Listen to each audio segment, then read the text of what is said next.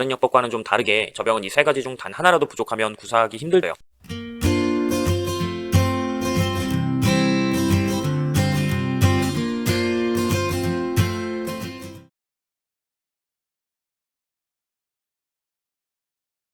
자, 안녕하세요. 수영 독학입니다. 오늘은 저병 마지막 시간으로 그동안 연습했던 킥 동작에 이어지는 웨이브, 그에 따른 입수킥과 출수킥, 거기에 물잡기를 이용한 풀 동작까지 더해서 양팔 저병을 완성시켜 보겠습니다. 먼저 간단하게 이론 설명할게요. 저병을 완성하기 위해서는 세 가지가 필요합니다. 리듬, 파워, 그리고 세 가지가 필요합니다. 첫 번째로 기술이고, 두 번째가 힘이며, 세 번째가 가동 범위입니다. 다른 역법과는 좀 다르게 저병은 이 세 가지 중 단 하나라도 부족하면 구사하기 힘들대요. 예를 들어 자유형이나 평형은 힘이 좀 부족해도 몸의 가동 범위만 충분하다면 기술적으로 영법을 숙련해서 앞으로 나갈 수는 있습니다. 물론 힘이 부족하니까 좀 느리겠지만요. 그러나 저병은 이 힘이 부족하면 물잡기 동작을 제대로 해도 물을 밀어낼 수가 없어요. 여기서 이 기술은 그래서 자세를 뜻하는 거라 말씀드렸고, 힘이란 근력 등 힘과 관련된 전반적인 운동 능력을 포함합니다. 그리고 가동범위란 수영에서 주로 사용하는 관절들의 가동범위를 뜻하는데요. 저병에서는 특히 어깨 가동범위가 필수적입니다. 그리고 첫 번째 요소였던 기술, 즉 자세에도 또 세 가지 요소가 있어요. 첫 번째, 당연히 킥이 좋은 모양이 나와야 하고요. 입수킥과 출수킥도 잘 구분해야 되겠죠. 다음은 풀 동작에서 물잡기 없이는 불가능하다고 말씀드렸어요. 힘의 방향과 힘의 타이밍까지 모두 다 신경 써줘야 한다 말씀드렸었습니다. 하지만 이 킥이 잘 되고 풀이 잘 되더라도 두 요소가 조화를 이루지 못하면 소용이 없어요.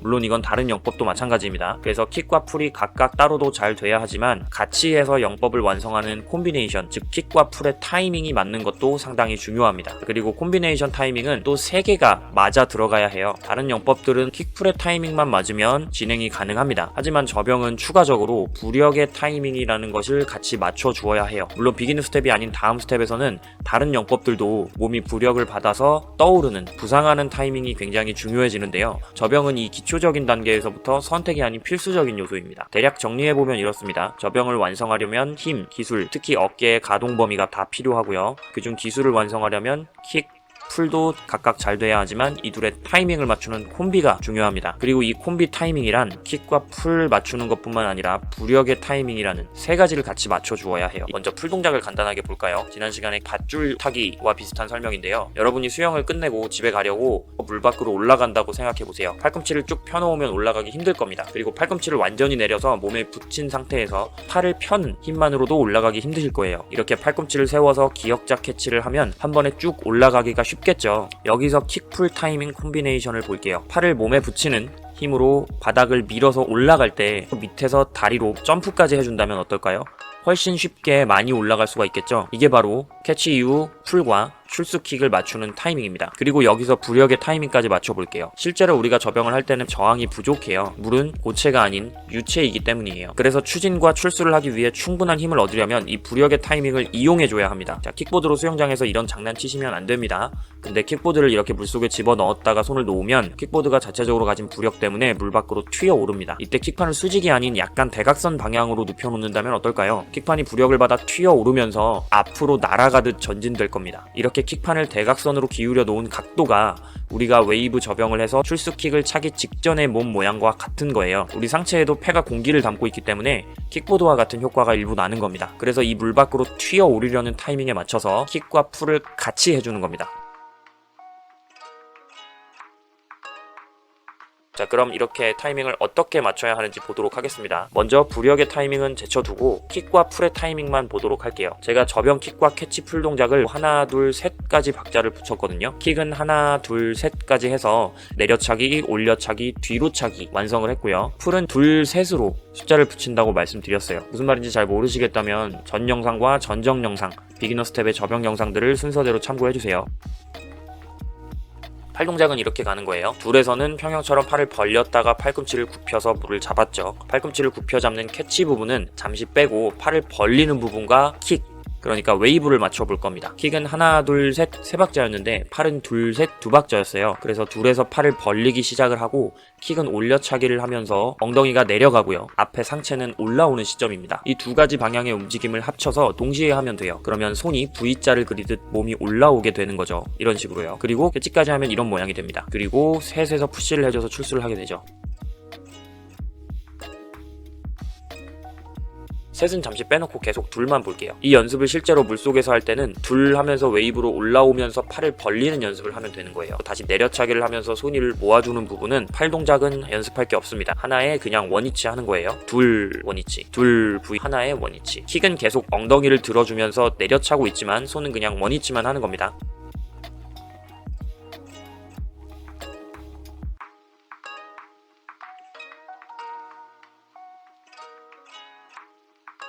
마찬가지로 완성을 하면 이렇게 셋에서 푸시를 하게 될 거예요.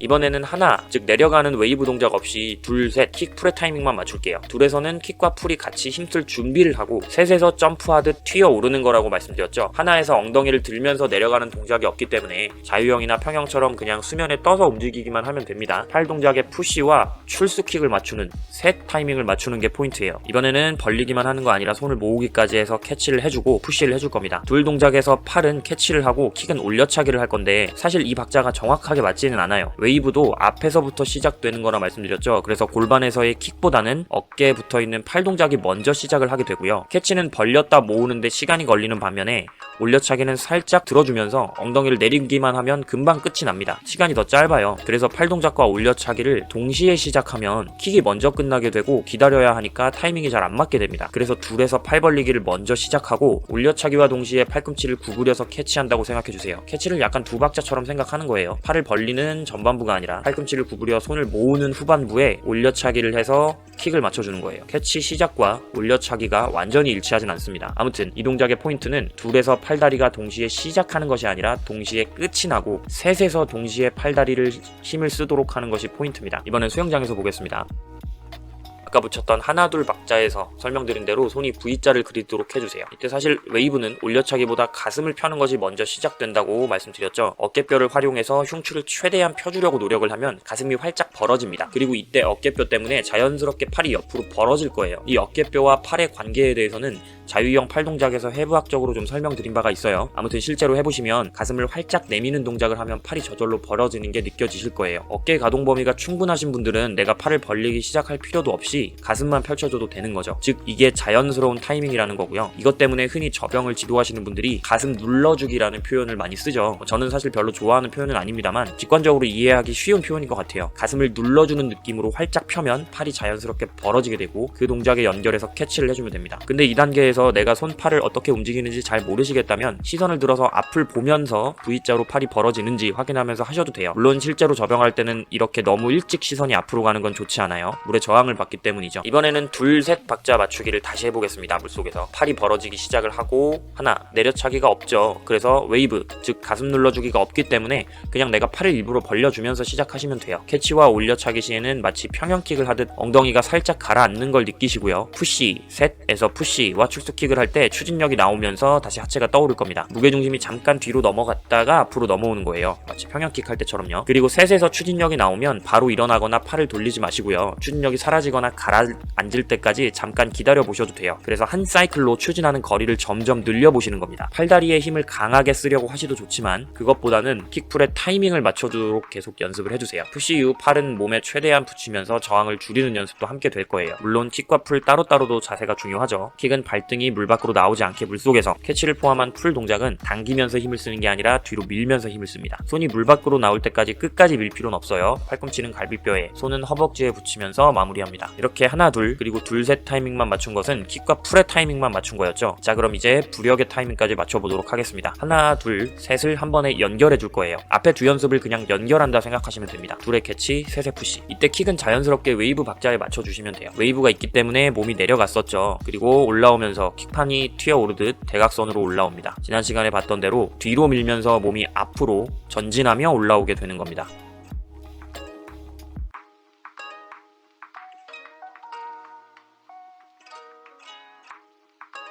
이렇게 보니까 확실히 차이가 보이죠. 웨이브를 해서 내려갔다 올라올 때는 킥판이 튕겨져 오르는 부력을 이용했기 때문에 훨씬 더 멀리 가는 걸 볼 수가 있죠. 이 단계에서 좀 많이 듣는 질문 중에 하나가 그래서 얼마나 내려가야 하냐는 것인데요. 이건 정말 답이 없어요. 사람마다 달라요. 사람마다 폐의 용량, 그에 따른 공기량으로 인한 상체의 부력이 다르고요. 근육량, 지방량에 따라 밀도가 다릅니다. 그 분포와 체형으로 인한 무게중심이 다 제각각일 거예요. 따라서 얼마큼 내려가야 적절하게 부력을 받아 튀어오를 수 있냐 하는 것, 이건 사람마다 다른 거예요. 많이 해보시면서 시행착오를 계속 겪고 본인이 감각을 익히시는 수밖에 없습니다. 너무 깊이 내려가면 부력이 있으니 수면까지 뜨긴 하겠지만 수면 위로 튀어오르긴 어렵겠죠. 또 너무 얕게 내려가면 애초에 튀어오를 정도의 부력을 만들기가 힘듭니다. 적절하게 내려가고 적절하게 부력을 받아서 적절하게 튀어오르셔야 합니다. 자, 다음 순서는 잘못된 견우야! 갑자기 반말로 말씀드려서 미안해. 이 두 대표적인 케이스는 사실 평형에서 본 것과도 비슷해요. 물을 아래로 눌러서 몸이 위로 떠버리고 있죠. 이렇게 될까봐 팔꿈치를 구부려서 캐치를 하는 거였어요.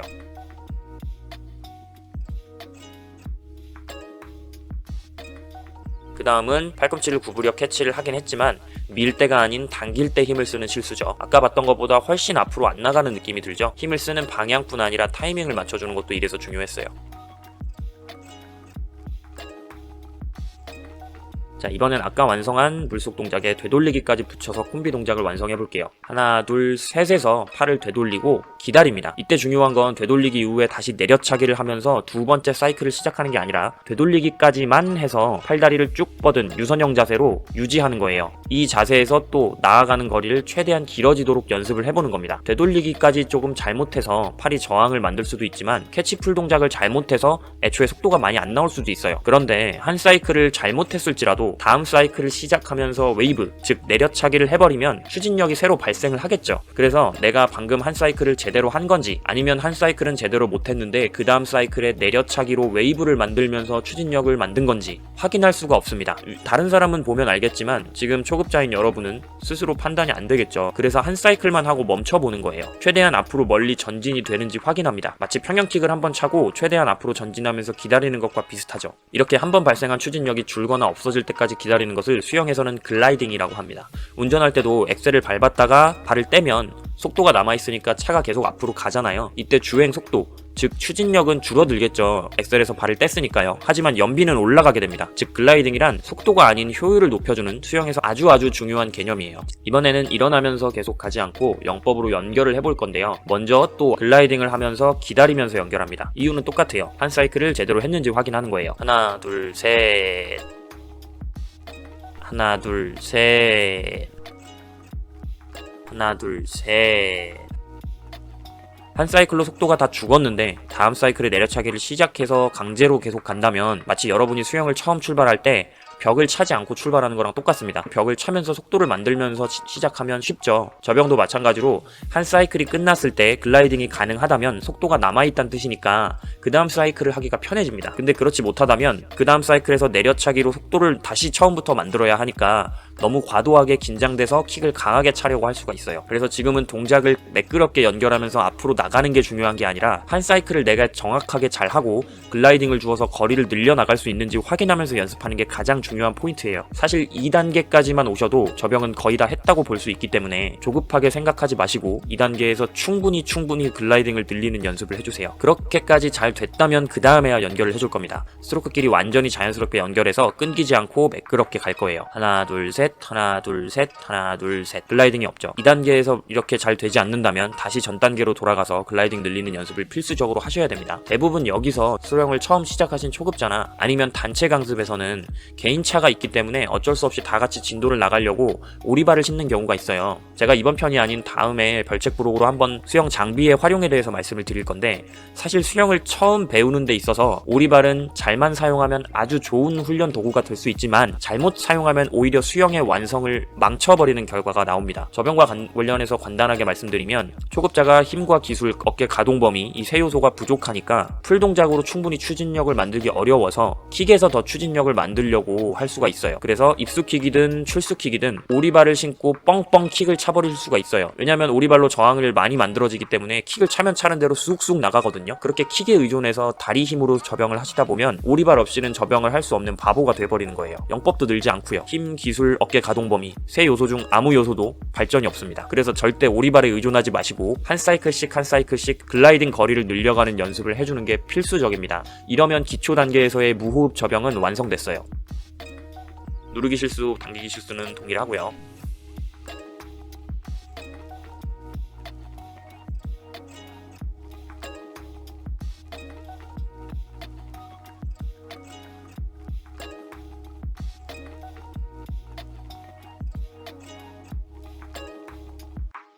자, 이제 콤비네이션 타이밍을 정리해보는 시간을 갖도록 하겠습니다. 입수하는 타이밍에 맞춰서 웨이브를 시작하게 되겠죠. 이때 잘 보시면 팔이 되돌아와서 입수하는 타이밍에 맞춰서 엉덩이를 들면서 내려차기부터 하는 게 아니라 등이 먼저 구부러지는 게 보이죠. 계속 말씀드리지만 웨이브는 앞에서부터 순차적으로 만들어줘야 돼요. 그래서 가슴이 펴지는 상체 웨이브를 하는 타이밍에 자연스럽게 팔이 벌어지면 됩니다. 그래서 배영 킥 시간이나 저병 킥 첫 시간에 보여드린 대로 손을 완전히 포개서 뾰족하게 만드는 락킹을 포함한 완벽한 유선형을 만드는 게 상체 가동 범위가 부족하신 분들은 좀 어려울 수 있어요. 그런 분들은 그 다음 시간에 보여드린 것처럼 킥판을 잡고 손이 좀 벌어지게 연습을 해보셔도 됩니다. 이번 스텝에서는 사실 저는 저병에 호흡을 붙일 필요는 없다고 봐요. 물론 운동신경이 좋고 다른 운동을 많이 해서 몸이 충분히 준비가 돼 있으신 분들은 콤비네이션과 더불어 호흡을 하셔도 됩니다. 타이밍 자체는 이래요. 당연히 물 밖으로 얼굴이 나오는 순간, 몸이 출수하는 순간에 숨을 쉬어야 될 테니 하나 둘 셋에서 푸시를 해줄 때 머리를 들어 호흡을 하면 됩니다. 근데 초급자는 아까 계속 보여드렸는데 호흡이 목적이 되려고 하면 맹목적으로 얼굴을 물 밖으로 꺼내려고